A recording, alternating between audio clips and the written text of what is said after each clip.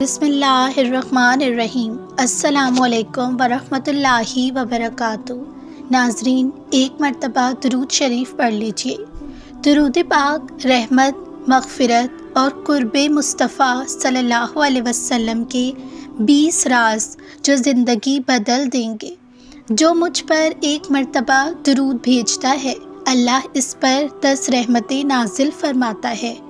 10 گناہوں کی معافی، اللہ اس کے 10 گناہ معاف فرما دیتا ہے۔ 10 درجات کی بلندی، اور اس کے 10 درجات بلند کر دیے جاتے ہیں۔ نبی کریم صلی اللہ علیہ وسلم کے سب سے قریب قیامت کے دن میرے سب سے زیادہ قریب وہ ہوگا جو مجھ پر سب سے زیادہ درود بھیجتا ہوگا۔ پریشانیوں کا خاتمہ، پھر تمہاری ساری پریشانیاں دور کر دی جائیں گی۔ گناہوں کی مغفرت، اور تمہارے گناہ بخش دیے جائیں گے۔ جب تک بندہ مجھ پر درود بھیجتا ہے، فرشتے اس کے لیے دعا کرتے رہتے ہیں۔ اللہ کا ذکر ابد، اللہ اپنے بندے کا ذکر فرشتوں میں فرماتا ہے۔ نبی کریم صلی اللہ علیہ وسلم نے تشہد میں درود سیکھا۔ درود کے بغیر دعا معلق ہے۔ بندے کی دعا آسمان و زمین کے درمیان معلق رہتی ہے جب تک نبی کریم صلی اللہ علیہ وسلم پر درود نہ بھیجا جائے۔ بخل سے حفاظت، وہ شخص بخیل ہے جس کے سامنے میرا ذکر ہوا اور وہ مجھ پر درود نہ بھیجے۔ نبی کریم صلی اللہ علیہ وسلم تک درود پہنچایا جاتا ہے۔ تم جہاں بھی ہو، تمہارا درود مجھ تک پہنچایا جاتا ہے۔ قبر میں بھی فائدہ، اللہ نے زمین پر انبیاء کے جسموں کو حرام کر دیا ہے۔ اس سے معلوم ہوا کہ درود قبر میں بھی تعلق کا ذریعہ ہے، نور کا سبب۔ درود تمہارے لیے نور ہے، شفاعت کا حق۔ جو مجھ پر درود بھیجتا ہے وہ میری شفاعت کا زیادہ حقدار ہے۔ آسان ترین عبادت، نبی کریم صلی اللہ علیہ وسلم خود کثرت سے درود پڑھتے تھے۔ مجلس کی برکت، اپنی مجالس کو مجھ پر درود کے بغیر نہ چھوڑو۔ قیامت کی نجات، جس نے مجھ پر درود بھیجا وہ جہنم سے نجات پائے گا۔ اللہ کی اطاعت میں مدد، درود اللہ کے حکم کی تعمیل ہے۔ ان اللہ وملائکتہ یصلون علی النبی، جو مجھ پر درود بھیجتا ہے اللہ اس پر مسلسل رحمت نازل فرماتا ہے۔ اللہم صلی علی محمد وعلی آل محمد کما هو اہلہ، اللہم صلی علی محمد وعلی اہل بیتہ وبارک وسلم، اللہم صلی علی وسلم وبارک علی محمد اکرم خلقک، اللہم صلی علی سیدنا محمد کما امرتنا ان نصلی علیہ، اللہم صلی علی محمد افضل الصلوات، اللہم صلی علی محمد وعلی آلہ وبارک وسلم، اللہم صلی علی محمد شفیع مذنبین، اللہم صلی علی محمد وعلی آلہ واصحابہ اجمعین، اللہم صلی علی محمد وعلی آل محمد وبارک وسلم، اللہم صلی علی محمد وعلی آل محمد اکرم الخلق،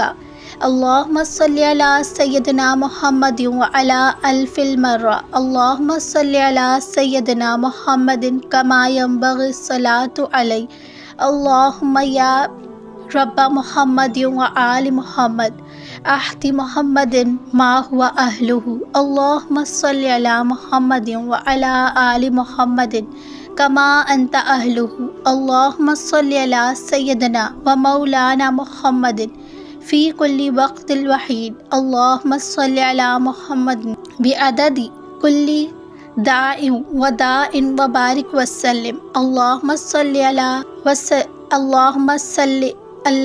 صلی وسلم وبارک علی محمد نبیک و رسولک، اللہم صلی علی سیدنا محمد عبدک و رسولک نبیش الأمی اللہم صلی علی محمد وعلی آل محمد عدد ما احاط به علمک اللہم صلی علی سیدنا ومولانا محمد نبیش الأمی وأوردنا حوزل اللہم صلی علی سیدنا ومولانا محمد نبیش الأمی وجعلنا من شفاعتی یوم القیامہ اللہم صلی علی سیدنا ومولانا نبیش الأمی نور الہدا اللہم صلی علی سیدنا ومولانا محمد نبیش الأمی القائد الخیر اللہم صلی علی اللہم صلی وسلم علی سیدنا ومولانا محمد نبیش الأمی الداعی الرشد اللہم صلی وسلم علی سیدنا ومولانا محمد نبیش الأمی الذی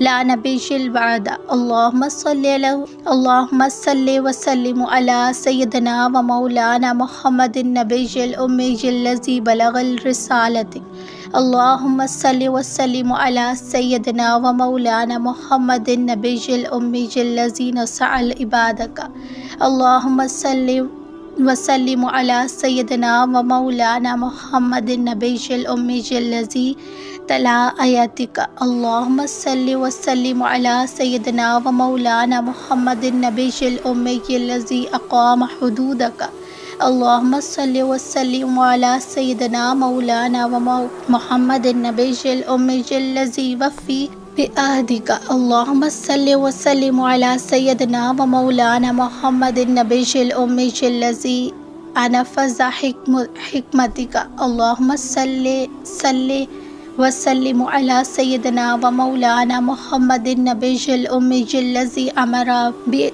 بطاعتک اللہم صلی وسلم علی اللہم صلی وسلم علی سیدنا ومولانا محمد نبی الأمی الذی نہی عن معصیتک اللہم صلی وسلم علی سیدنا ومولانا محمد نبیش الأمی ووالدیک اللہم صلی وسلم علی سیدنا ومولانا محمد نبیش الأمی الذی عاد لک اللہم صلی وسلم علی سیدنا ومولانا محمد وآت اہل بیتہ وافضل ما آتیت احدا من اہل بیوت المرسلین اللہم صلی وسلم علی سیدنا ومولانا محمد نبیش الأمی وجزہ واصحابہ فافضل ما جزیت بأحد من اصحاب المرسلین اللہم صلی علی وسلم علی سیدنا ومولانا ومحمد نبیش الأمی عدد القدر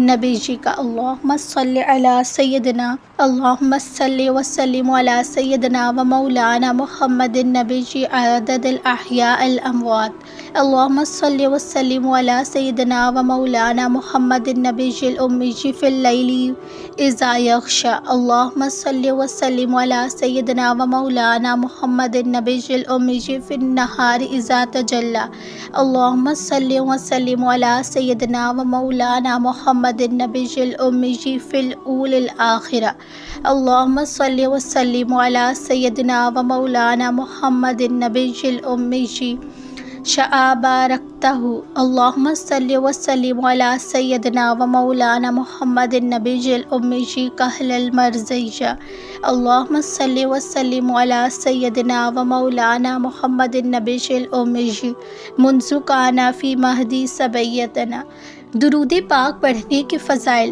درود پاک ایک عظیم عبادت ہے جس کے بے شمار روحانی، ایمانی اور دینوی فوائد ہیں، جن میں سے چند یہ ہیں کہ چہرے پر نور آتا ہے، دل کو سرور اور سکون ملتا ہے، نماز میں پابندی نصیب ہوتی ہے، توحید کی تجدید ہوتی ہے، تلاوت قرآن کا شوق بڑھتا ہے، گناہوں سے نفرت پیدا ہوتی ہے، نیکیوں پر استقامت نصیب ہوتی ہے، روح کو طاقت ملتی ہے، رزق میں برکت ہوتی ہے، زندگی میں سکون آتا ہے، فتنوں سے حفاظت ہوتی ہے، دعاؤں کی قبولیت نصیب ہوتی ہے، اللہ اور اس کے رسول صلی اللہ علیہ وسلم کی محبت دل میں پیدا ہوتی ہے، ایمان پر خاتمہ نصیب ہوتا ہے، قبر میں روشنی ہوتی ہے، درجات کی بلندی ہوتی ہے، رسول پاک صلی اللہ علیہ وسلم وسلم کی شفاعت نصیب ہوتی ہے، جنت میں آقا صلی اللہ علیہ وسلم کا قرب حاصل ہوتا ہے۔ کیا آپ کی زندگی میں بھی کوئی ایسا مسئلہ آیا جو ناممکن لگتا تھا اور درود پاک کی برکت سے اللہ نے اسے آسان فرما دیا؟ تو آپ اپنا وہ مسئلہ کامنٹ سیکشن میں شیئر کر سکتے ہیں۔ جزاک اللہ خیراً۔ ناظرین، آج کے اس ویڈیو کا دوسرا ٹاپک ہے پتہ ہے اللہ کی سب سے زیادہ سخت سزا کیا ہے؟ نہ بیماری، نہ مفلسی، نہ دکھ۔ ہم انسان اکثر یہ سمجھتے ہیں کہ اللہ کی سزا صرف ظاہری تکلیفوں کی صورت میں آتی ہے۔ ہم سمجھتے ہیں کہ کاروبار کا ڈوب جانا، اولاد کا نافرمان ہو جانا یا جسم کا بیماریوں میں گھر جانا عذاب ہے، مگر حقیقت کی آنکھ سے دیکھا جائے تو یہ چیزیں آزمائش ہو سکتی ہیں، گناہوں کا کفارہ ہو سکتی ہے، یا اللہ کی طرف سے پلٹنے کا بہانہ ہو سکتی ہے۔ لیکن اللہ کی سب سے بھیانک اور خاموش سزا وہ ہے جس میں کوئی شور نہیں ہوتا، گناہ کا آسان اور لذیذ ہو جانا۔ سب سے بڑی بدقسمتی یہ نہیں کہ انسان سے گناہ سرزد ہو جائے، کیونکہ انسان خطا کا پتلا ہے۔ سب سے بڑی بدقسمتی یہ ہے کہ گناہ کرتے وقت دل کی دھڑکن معمول پر رہے، ماتھے پر پسینہ نہ آئے اور روح میں کوئی کچوئے نہ کرے۔ جب اللہ کسی بندے سے ناراضگی کی انتہا پر ہوتا ہے تو وہ اس سے احساس زیاں چھین لیتا ہے، اس کے لیے گناہ کے راستے ہموار کر دیتے ہیں۔ وہ جھوٹ بولتا ہے تو پکڑا نہیں جاتا، وہ خیانت کرتا ہے تو عزت کم نہیں ہوتی، وہ حرام کھاتا ہے تو بظاہر رزق بڑھتا چلا جاتا ہے۔ ضمیر کی موت اور دل پر مہر۔ شروعات میں جب انسان گناہ کرتا ہے تو ضمیر اندر سے چیختا ہے، یہ اللہ کی رحمت ہوتی ہے جو اسے روک رہی ہوتی ہے۔ لیکن جب انسان اس آواز کو مسلسل نظر انداز کرتا ہے تو آہستہ آہستہ وہ آواز مدھم ہو جاتی ہے اور پھر ہمیشہ کے لیے خاموش ہو جاتی ہے۔ قرآن کریم میں اسے دلوں پر مہر لگ جانا کہا گیا ہے۔ یہ وہ مقام ہے جہاں انسان گناہ تو کرتا ہے لیکن اسے گناہ سمجھتا ہی نہیں، بلکہ شیطان اس کے اعمال کو اس کی نظر میں خوبصورت بنا کر پیش کرتا ہے۔ وہ اپنی برائیوں کے لیے دلیلیں اور جواز تراشنے لگتا ہے۔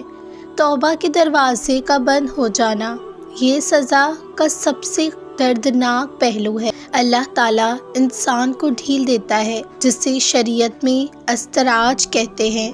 انسان سمجھتا ہے کہ اللہ مجھ پر مہربان ہے، تبھی تو مجھے عیش و عشرت مل رہی ہے، حالانکہ وہ ایک ایسی ڈھلان پر کھڑا ہوتا ہے جہاں سے واپسی کا راستہ وہ خود اپنے ہاتھوں سے بند کر چکا ہوتا ہے۔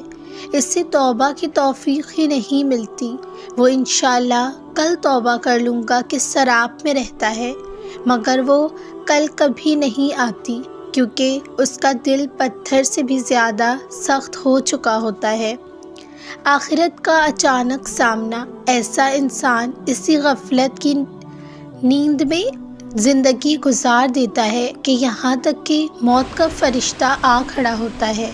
اس وقت جب آنکھوں سے پردہ ہٹتا ہے تو انسان یہ ہولناک حقیقت کھلتی ہے کہ جس آسانی کو میں اپنی خوش قسمتی سمجھ رہا تھا وہ دراصل میرا سب سے بڑا عذاب تھا، جس نے مجھے معافی مانگنے تک کا موقع بھی نہ دیا۔ یہ بات یاد رکھنا ضروری ہے کہ اللہ کسی پر ظلم نہیں کرتے، یہ انسان کا اپنا انتخاب ہوتا ہے۔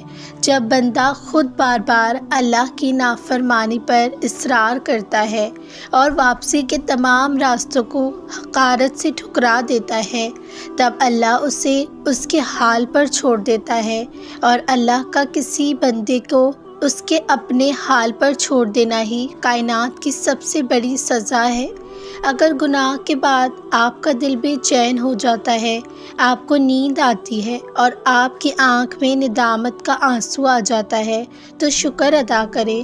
یہ بے چینی کوئی سزا نہیں بلکہ اللہ کی سب سے بڑی رحمت ہے، جو پکار پکار کر کہہ رہی ہے، میرے بندے تیرا دل بھی زندہ ہے، میں نے تجھے چھوڑا نہیں ہے، پلٹ آ۔ کیا آپ چاہیں گے کہ میں آپ کو دل کی سختی سے پناہ مانگنے کی ایک خوبصورت مسنون دعا لکھواؤں؟ میرے بندے تیرا دل ابھی بھی زندہ ہے، میں نے تجھے نہیں چھوڑا، تو میری طرف پلٹ آ۔